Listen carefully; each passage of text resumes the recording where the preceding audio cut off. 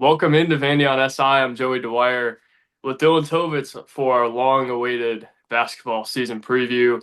I don't think we're going to get into win-loss or anything like that today. That'll probably come in a couple weeks after we've seen them in exhibitions, a real luxury relative to what we've had the last couple years with watching secret scrimmages. Vanderbilt opens Thursday in Memorial Gym against Virginia.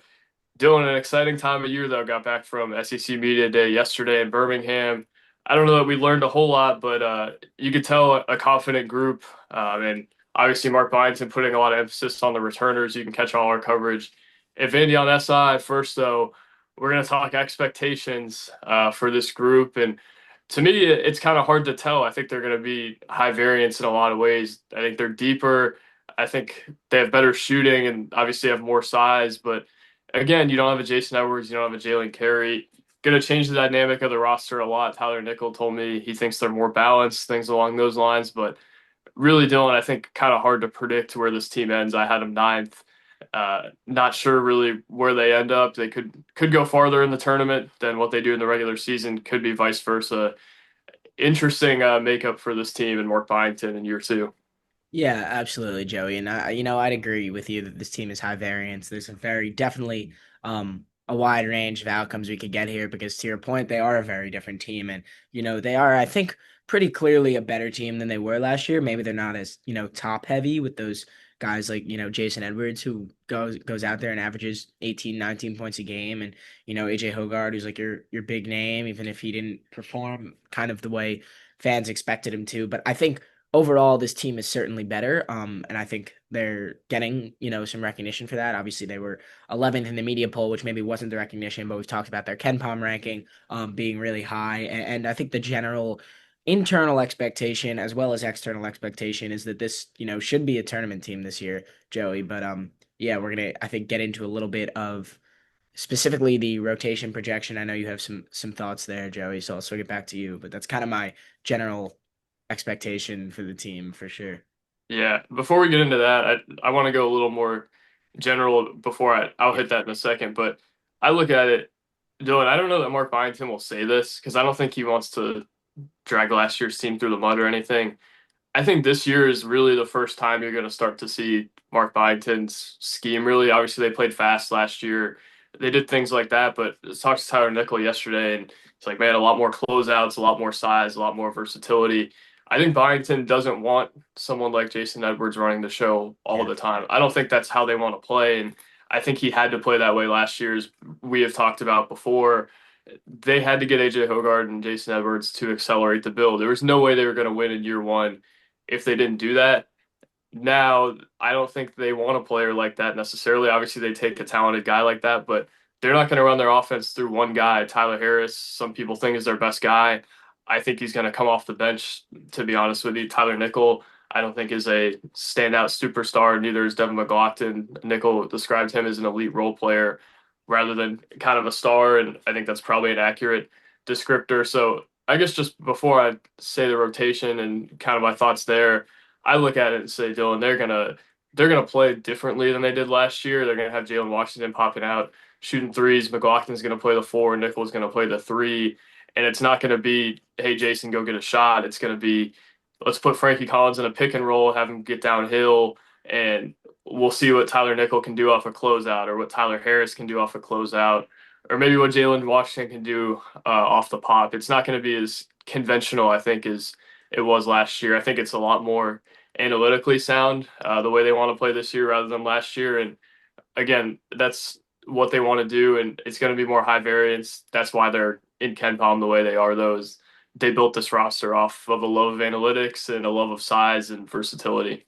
Yeah, and I think Joey, the other thing is that they finally have that size. Maybe it's just Jalen Washington. I think he's the only guy that's projected to play that's really, 6'10" or taller. But this team is bigger than it was last year, and I think this was a problem that like was really glaring at times last year. And I think they did Devin McLaughlin, even Jalen Carey, who was, big but very raw. I think they did a good job of like hiding this team's size problem.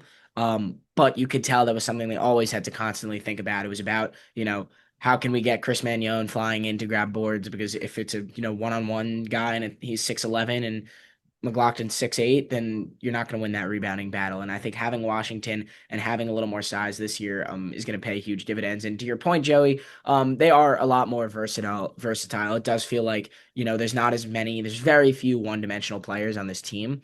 And I think that gives Byington a lot more freedom to kind of do things that he wants to do on offense and on defense, but specifically on offense, because you're right, last year was a lot of like it felt like Byington was a little bit limited in terms of what he could do from a scheming standpoint, and like formations and stuff like that, because a lot of it did have to center around Jason Edwards, taking up the ball and creating his own shot. I think we're going to see definitely less like of your own shot creation this year, like we saw with Edwards, and I think that's a good thing.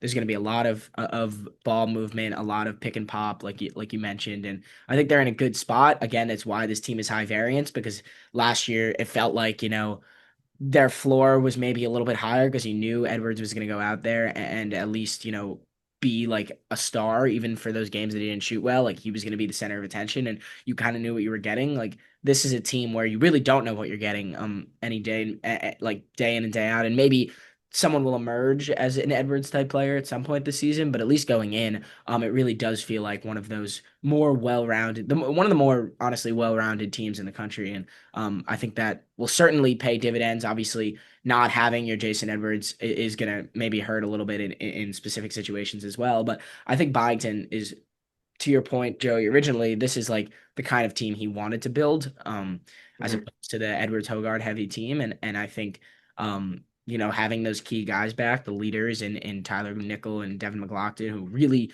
came into his own last year, especially McLaughlin, but frankly, both of them.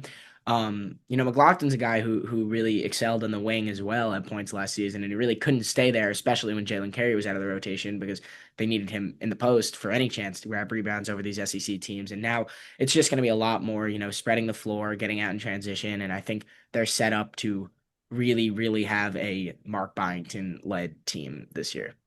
For sure. Dylan, two things. I'll get the rotation before I go back to you, but two things. It's all fine and dandy. Byington built the roster the way he wanted, right? Two things I'm concerned about. One, Lenny Acuff, the current Sanford coach, always says he's never had a good team without a human tourniquet, meaning somebody he can turn to when the other team's on a run or when his team's in a scoring drought, and you can say, go get a bucket. I don't know that I believe that they have that right now. We'll see who that ends up becoming. Maybe it's Nickel, maybe it's Mike James, who I'll talk more about in a sec. Very high on him. And then also, like, do they have a post presence who can go get you a bucket? Mason Nicholson is their most physically imposing player. He's not really a scorer. I think he comes in and is almost like a version of what Auburn had with Dylan Cardwell, where he's not going to come in and score a whole lot. He's going to rebound, he's going to defend, he's going to eat up some fouls. I expect him to play like 18 or so minutes and score maybe 4 or 5 points a game, and that's a good outcome for him. That's what this team was lacking last year, I think. Um, but yeah, it's like when you're in trouble, where do you go? That's my question, and I think that's probably the reason I consider them to be more high variance. But going into the rotation, Dylan, from what I've heard, they have, and take this with a grain of salt because Mark Byington does not care about starters. That's if you ask him about starters, I think you're going to get a snarky response probably. But from what I've heard, 4 of the 5 spots are all but sealed. Frankie Collins is going to be the point guard. Tyler Nickel is going to be the 3. Devin McLaughlin is going to be the 4. Jalen Washington will be the 5. And the 2 is really the spot where I think we're looking at I don't know, maybe a little competition. I would guess Duke Miles will slide in there. I don't think you pay Duke Miles what you pay Duke Miles to come off the bench and not play a whole lot. Also, though, you got Mike James and Tyler Harris, who both I think they like at the 2. Tyler Tanner will probably have to play the 2 a little bit as well, just because Frankie Collins is on the court so much. So that's really where the logjam is for me. I think they've got 3 really good players. Frankie Collins, though, is going to be the starting point guard. I don't see any other real path there. They think Tyler Tanner has improved pretty significantly. That was kind of the message of media day yesterday. Tanner told me he's put on 7 pounds. He's worked to get more arc on his jump shot and just become more confident as a scorer. Frankie Collins is an old guy, though. He loves guarding. He can really orchestrate the offense. He's kind of taken hold of the roster throughout the summer from a leadership standpoint. I don't see how Tanner could pass it up at this point. I think they're still waiting for Tanner to be a little bit more assertive, trying to get his own shot too. Tanner told me yesterday that the Brentwood Academy stuff, where he's doing reverse layups and taking guys off the bounce, is starting to show up a little more. Again, though, I still think you're waiting on that a little bit. Duke Miles, a guy that they think could maybe be a little bit of a different player than he was at Oklahoma last year, where last year he was kind of in the Jeremiah Fear show where he's playing off the ball, he's catching and shooting it, he's playing good defense. That's kind of the role. I think they want him to create his own shot a little bit more, and he did that at High Point. Time to see if he can do it at the SEC level. The three, Tyler Nickel, we've talked a lot about it. I don't think he's going to create his shot a whole lot more, but I think he's going to be more effective, just because at times in SEC play, but teams were playing a soft box and one on Tyler Nickel almost, where it's just run him off the 3 point line at any cost. You look at the Missouri game, Dylan, we've talked about this moment where he hit that big shot at the end of the game. You remember how contested he was on that shot? Like, it was impossible for him to get open there. He just caught it, shot it right over a guy, and that's how he scored. I think he'll be open more. I think he'll get more closeouts, and that's due to their improved shooting. Devin McGlockton, I think, will probably unlock his skill set a little bit at the four. Here's one of my hot takes, Dylan. I almost think his numbers might dip a little bit, and that's not anything to do with him. It's because of the supporting cast, and I think he'll have maybe some worse matchups offensively than he's had in the past, just because he's playing the four instead of lumbering five men who he can take off the bounce. I think that's fine though. I think the four is actually his natural position. They're going to benefit defensively. They're going to benefit with foul trouble because of that.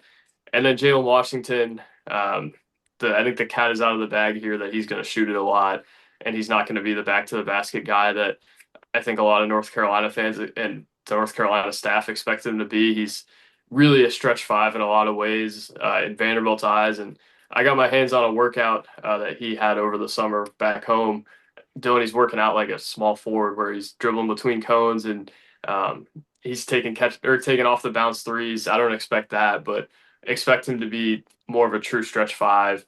We'll get to the bench in a second. I think there's a lot of parity there as well, especially at shooting guard. But anything that maybe you agree with or have thoughts on or disagree with the starting lineup?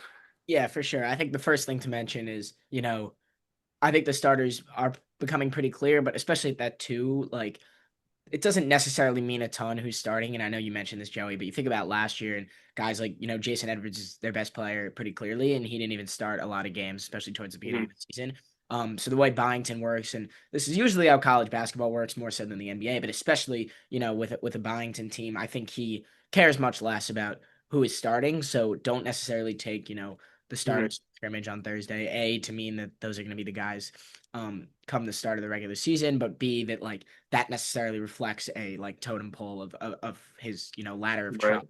I don't think that's the case, and I know you mentioned that, but wanted to Look just at one thing on that. That's a good point. Tyler Tanner yesterday, Byington said Tyler Tanner played the most minutes of anybody within 4 minutes of 10-point games. I mean, that I think that indicates your point there a little bit as well. Like it doesn't matter who's starting, it's who finishes the game. yeah, and I think they're in a good spot where Frankie Collins is really a true point guard, and you mentioned he's stepped up as a vocal leader on this team, and I think you need that out of a point guard, and I think you've written about this, Joey, but I think the expectation for Collins is to play a similar role that Hogard did, but just play it a little bit better and excel a little bit more in terms of being that true guy at the one who creates opportunities for his team, and there's going to be a lot more. I would expect this team to in terms of assists and stuff to really move that ball a lot, and they have the guys to do it. I think having the luxury to play McLaughlin at the four and not the five is going to help him, individually, but also really, really help the team. Like he is not a true center in any sense, and he was forced into it last year, especially with the carry stuff when he, wasn't on the floor. And I think it, made it easier for him, maybe like you mentioned, to put up some points and be able to get around those big men and get open on the wing. But in terms of a team standpoint, he really didn't belong there. And having Jalen Washington, Mhm. who's a bigger guy, be able to be there in there at the five is huge. And it's also big that he's going to play, that stretch five role that you mentioned. He's not going to be a Jalen Carey where he's just kind of a big body in the middle. And, having a stretch five is always, really important because it opens up the entire floor. And if you are having Washington show that, I think this Jalen Washington being able to shoot the ball, like is is a complete game changer for this team. If he is able to shoot the ball pretty well at a decent clip, because it not only pulls him out of the paint, but it opens that paint up then for all of their other drivers, their guys like Collins and Tanner and Nickel and whoever else is trying to get to the hoop off the bounce. If you have a big center in there who's guarding Jalen Washington, he comes over and contests the shot, and it becomes a lot harder if Washington's able to really stretch that floor and show the opposing center that he needs to go out there and contest his shot. Then that's going to open up the entire paint for everybody else. So that's a big thing for me. I think you mentioned Tyler Nickel a lot. I think Nickel is ready to take kind of that next step. And we saw he was one of the really best sharpshooters in the country last season, and I think that's going to continue. I also think his game can be a little more multidimensional. When he did, when there were really aggressive closeouts last year, it seemed like he was able to fake a shot and get downhill decently well. I'm sure that's something he's been working on, and I think his ability to do that, especially with Washington out of the paint, will be key. But he's going to play his role, and then we haven't necessarily gotten into the depth yet, but the depth is, I think, the real strength of this team. And I won't, step on your toes and start talking about the bench, and I'll let you preview that first. But I think in general, this team in terms of the starting lineup is really well set up, Joey. For sure. One thing on Jalen Washington too, talked to somebody yesterday that the reports are that man, he's shooting it really well right now. And obviously we don't have the practice numbers or anything along those lines, but that seems to be the consensus that Jalen Washington has really earned the starting five role just because he's shooting Yeah. better than maybe they had even expected at this point. And that's a Yeah. big deal. And I will say, whoever they start at the two, I think it's important that they at least find a semblance of a jump shot, because right now you have Nickel who can shoot, and you like have Washington who can shoot kind of, and McLaughlin who can shoot kind of, and Collins, who, correct me if I'm wrong, is not an excellent 3-point shooter, Yeah, but having a guy then at the two that can also, really knock down shots at a high clip. I think maybe we saw this as a flaw in Tyler Tanner's game last year, and he's showing all the signs of an improved jump shot, and I absolutely think he'll get there. And I know people who I've talked to who study Tanner's game a lot are really confident that his jump shot is going to get there. At some point this season, or at least down the road. Having a guy at the two that can also, knock down those shots at a high clip will just really help this team in terms of that offensive identity and being, a ball movement team, because this is going to be again, going back to the high variance thing. They are a team that I'm expecting is going to be, really passing until you have your open shot, and they're going to be doing that a lot. And the ability for these guys, Tyler Nichols obviously shown he can do it, but the ability for the rest of the team in terms of Washington, McLaughlin, whoever's starting at the two, whether it's Tanner or Miles or anyone else, the ability for them to knock down those shots when they're left open, I think is the other kind of X factor, Joey. definitely. I think a big thing is can either of our point guards take a step forward That too. as a shooter. Frankie Collins, I heard throughout the summer had taken a little bit of a step forward. Dylan, I think we hear that every summer with a guy who can't shoot. I feel like that's always generally the case. Not to say he can't shoot, but guys who have struggled to shoot. Tyler Tanner's interesting to me. I think he'll be the sixth man, right? We've heard about the improvement. The jump shot thing's interesting for me there. I know I had heard there was some sort of tweak to his jump shot at the end of the year, and after the tweak, he went 4 for 9 from three, rather than whatever percentage it was before that. Kind of raised the percentage towards the end. He didn't tell me there was a huge mechanical change. He said something about well, first of all, his resounding message was confidence, and that just went up as he kind of played more and more. He also mentioned, which I thought was interesting, and this might be the tweak, that he started putting more arc on his shot. And I wonder if that was kind of the catalyst for maybe to land softer on the rim, or maybe he just felt better with that. I don't know what the case with that would be, but I think that was probably what he was getting at with the I don't know what the source was getting at with the change, I guess. I think he'll be the sixth man though. I think he's got command of the offense. Byington has raved about him all summer, thinks he's a lot better, thinks he benefited from doing the Team USA stuff. Even just seeing him walk around media day yesterday with a Team USA backpack, I think is a big difference relative to where he was last year. Look at that, Dylan. But Prepared. yeah. I knew you were going to talk about Team USA, so I put up a Oh, is that why did you switch the flag? Yeah, that switch was flag. I switched the spot. This was all everything's premeditated here. that's right. We are the grittiest outlet, but also very prepared outlet as well. The Tyler Tanner, I think, will be the sixth man. To me, Mike James is the seventh or eighth guy, and I've been on record saying Mike James could be their best player in a lot of ways, just because I think there's so much parity. And Mike James, to me, I think is almost like an MJ Collins, but more effective in a lot of ways. And it's hard to project because his teams at Louisville were just awful, and I think it's hard to excel there, especially as a guy who I think wants to have good teammates around him, and that helps him. It gets him more open shots. I think he's got some creative ability off the bounce. I think he's a better shooter than he gets credit for. He's got the potential to be a lockdown defender if all goes right for him, and if he improves a little bit there, the ceiling I think is as high as anybody's with Mike James. I think that he's got the potential to be a Swiss Army knife and be a guy who can really take over a game. We saw in their scrimmages this summer that Frankie Collins stream. There was one where Mike James just completely took over the pickup game, and take that with a grain of salt. But I've always thought there's a world in which he could be the guy. Tyler Harris, uh, really an interesting player for me. I think the results have been a little inconsistent throughout the summer with him. He's been able to put it on the floor and score at times. That's really what they wanted him to do. Which it's an interesting kind of thing here where he was a real catch and shoot three at Washington, where kind of a 3-and-D guy who's playing the three. I thought that if he was going to move positions, it would be to the four. Honestly, I told people that in the spring. Vanderbilt wants him to play the two, and they want him to create his own shot. They think he has real potential there. They think that could help him if he goes to the next level. The results there, again, have been inconsistent, but I think they like that, and they think he could also be a guy who has his night once in a while and can go win them a game because of that. But again, probably the best shooter they have on the roster. He's going to play a lot. The question for me is, can he get a shot off fast enough? That's what Mark Byington said throughout the summer. Guys know you're going to shoot it. Can you be good enough to shoot it over them and to make contested shots? I think that's pretty solidly their top eight. And then actually, I'd say they have a solid top nine. AK Okereke from Cornell. Have heard rumblings that he can play the five, which I don't know that I really believe, but a really unique piece. And Dylan, I think the comparison between him and Magnon is brought up too much just because of where they came from. Uh, AK is a much different player where they're comfortable with him handling the ball at times, and I don't think they'll need him to do that. But he has unbelievable vision as a passer.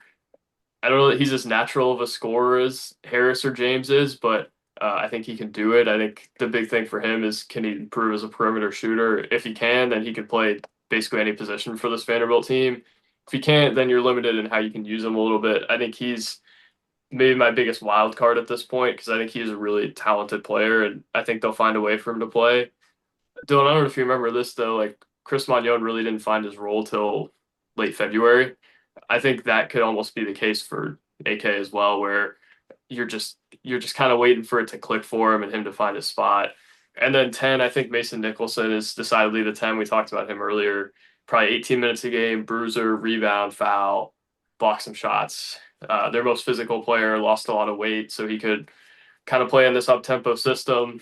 There's 10, and then if it's going to be an 11th, it's going to be Jaden Leverett, the freshman big man who has had flashes of excellence throughout the fall. At times, though, it looks lost. I'm like, he's a public school big man from Texas. I mean, that's kind of what you get with a freshman big guy who didn't go to IMG or Spire Academy or anything like that. So Dylan, that's my bench again, though. Like you said, much deeper.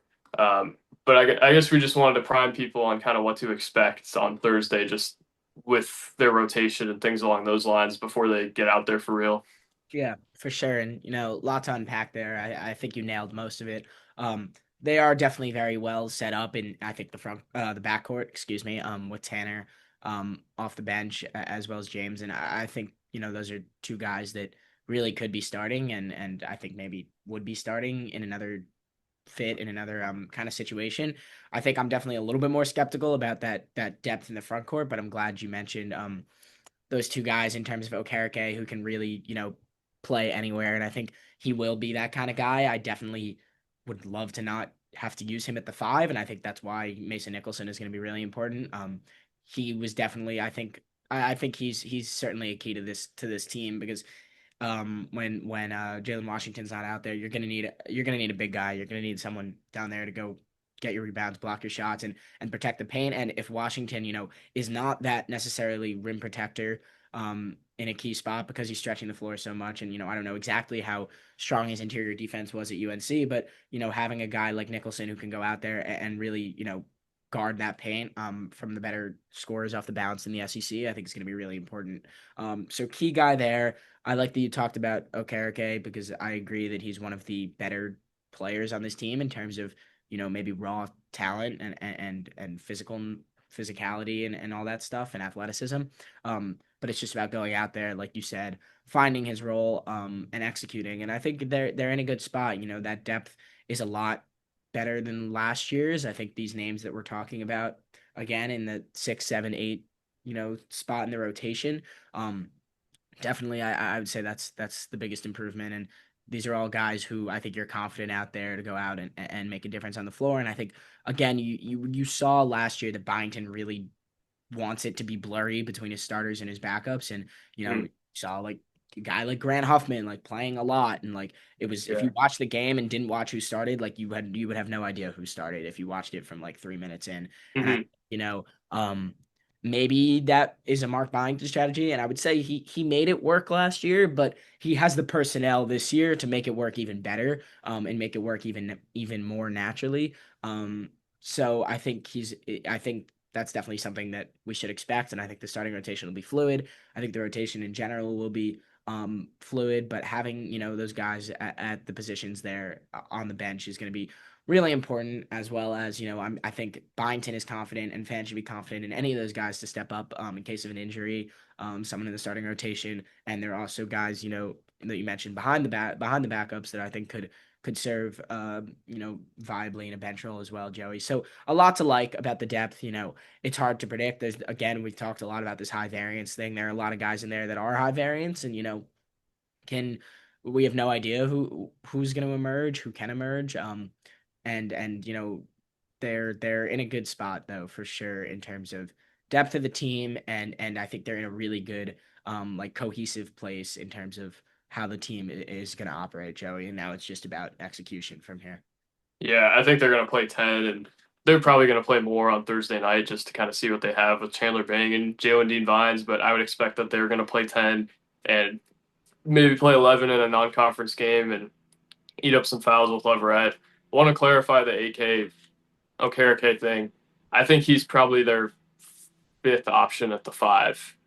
I bring that up just to say as a point about his versatility, but the five depth chart I think would be Washington, Nicholson, McLaughlin is probably the third five, then Leverett, and then AK. So interesting that they have five options to play there though. Dylan, Yeah, they had two last year, so that's kind of your point there too. it certainly is. And I think, you mentioned the UVA scrimmage. I'd say I was talking about this a little bit with the baseball scrimmage. Like, definitely don't read too much into that. Like you said, like expect more guys to play. I think the minutes aren't gonna mean all that much. And I know there's some stuff with the UVA scrimmage, like some fan related interactive stuff as well. So it's not necessarily gonna be the most like I think serious, scrimmage, and I think that might be reflected in terms of who he gets into the game. And I wouldn't even be surprised. You see some of your veterans there. I don't think necessarily anyone's dealing with an injury, but just some guys who aren't going to play as much naturally. So definitely, if you're looking for that game to try to figure out the rotation, I think maybe you can figure out some very subtle things, but not a lot necessarily to be drawn from on Thursday, but also. Yeah. Listen to us instead of watching the scrimmage, I guess, would be the case on Yep. the rotation. Because Yep. we're really smart Right. guys Yeah. and we're really humble as well. So that's kind of our point there. Right. But Dylan, I guess what as we kind of finish up here, what are you looking to see on Thursday? We're kicking off our basketball coverage. We'll have a lot more down the stretch here, but wanted to come on and kind of give our State of the Union prior to the first scrimmage and kind of what we thought of SEC Media Day. But Dylan, swing it to you for what you're looking for tomorrow night. Yeah, I think you're just looking for kind of the new, and again, you don't want to take too much away from it, like I've said, but I think you are just looking to see how this offense operates in general. I'm specifically looking for who's going to emerge, as that primary ball carrier. And I think we're expecting it to be Frankie Collins. And, he's shown that's probably going to be him. But seeing really who shows on this offense and who stands out, because there's a lot of guys there from really the, one to the nine spot of like anyone could go out there and have their day. And it's not going to, you know, dictate all that much in terms of who has it, but I think seeing who really has that, explosiveness to kick off the season is big. And I also think, you know, you want to look at who's going to start at that too, just not because that means who's going to start, for the future, but it might tell you something about, who really has the leg up. And I think we're expecting it to be maybe Miles, but it really could be anyone. And the other thing is, defense. I think we didn't really talk about the defense much, but this is expected to be a better defensive team. UVA is not a bad basketball team in any sense. So, seeing the intensity they bring on defense, I'm looking at Jalen Washington specifically. I want to see how he plays, whether he's really acting like that true stretch five that we've sort of heard about, that we're kind of expecting, or if he's, hanging out more in the paint. So I would say in terms of a specific player, Washington is the guy to watch, just to see play style. But in general, it's a ton of new faces, and we've gathered, and Joey especially has gathered all the intel he possibly could from training camp. The truth is, it's hard to know exactly what kind of players these guys are until they go out there and do it. For Mark Byington, so this will be the first glimpse of that tomorrow, and it should be exciting, Joey. Yeah, for sure. I guess Jalen Washington is really intriguing to me. I think the three guys that I'm really honed in on here, Jalen Washington. I want to see kind of like you said what his role is. Tyler Nickel told me in the summer that Jalen Washington can shoot it as well as he can. He's been making a ton of shots in the fall. Again, though, like take it with a grain of salt until we see it. Tyler Harris, I'm really interested to see because I think Tyler Harris is a three. To be frank with you, I think he would be the starting three if Tyler Nickel weren't on the team. They want him to play the two. I think that's where they have more lineup flexibility. We'll see kind of how he's fit for that role. And I think playing the two is different from being a two, especially in Mark Byington's offense. So we'll see kind of how Tyler Harris is there, how comfortable he is putting it on the floor. And then Mike James, again, a guy I said I think could be their best player if all goes right for him.